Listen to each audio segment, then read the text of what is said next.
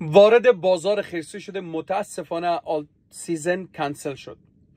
دی چند روز اخیر این ترسی است که وجود مردم گرفته و میدونم که تو هم ترسیدید، چون که اکثر ما سرمایه ما روی آلت کوین ها هست. بچه چند تا نکته مهم و خیلی برای تو مهم است که صحبت های من تو باید گوش کنی. من از طرف خدا آمدم، الهامی برای من نشدم، از تجربه خود که بولرانای قبل بودیم و بازارم مشناسم برای تو دوست دارم که چند تا نکاتی را بگم که عاقلانه برش فکر بکنی، نه با احساسات. چی شد که یک بار سنتیمنت بازار کاملا تغییر کرد؟ یکسره تمام اینفلوئنسرها همه جا گفته است که وارد بازار خرسی شدیم و در کنارش بازارم دستکاری میشه. بچه اینا کسانی هستن که پیسه گرفتن، اینفلوئنسرهای بزرگ، فالوورهای بزرگ دارن پیسه گرفتن که بیان ترس دل وجود توی عزیز و به مردم وارد بکنه که بترسن، چرا که اینا دوست دارن که اول بازار باید این قسم اتفاق بفته.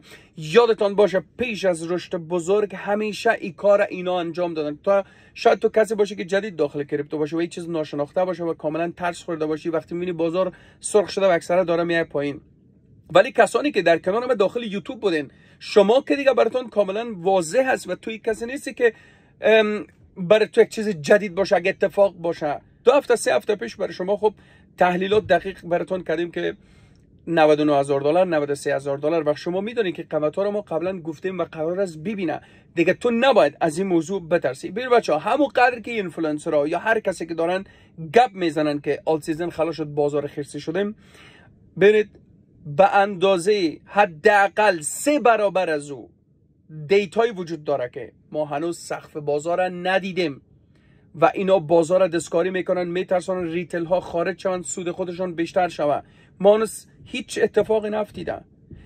فعلا وقت فروش آلت کوین هایتان نیست. خواهشن از فیوچرز دور باشین. من میدونم کلتون امید و آرزو دارین که آمدین اینجا سرمایه تان ماندین به امیدی که مشکل دارین، آرزویی دارین، چیزی میخرین، هر ذهنیتی که دارین. خواهش میکنم از این مزخرفاتی که داخل سوشال مدیا گفته میشه، اینفلوئنسر از هر بلایی که از بازی فالوورای اینا رو نخورین. شما چشم انسان ها طوری شده کسی که فالوور زیاد داره پشت از اون میده که راست میگه. این گپ اشتباه است. خواهشان این مزخرفات ها دور کنین، چرا که در ذهنتون و در وجودتون تاثیر میکنه و ترس وارد جانتون میکنه و مجبور هستین که یک جایی تصمیم اشتباه گرفتین. یک دفعه بازار چقدر احساساتی شد، کلش دسکاری مارکت است. صبر داشته باش. من شخصا با قدرت میگم منتظر شیدایی بازار هستم و مطمئن باش که اتفاق میفته.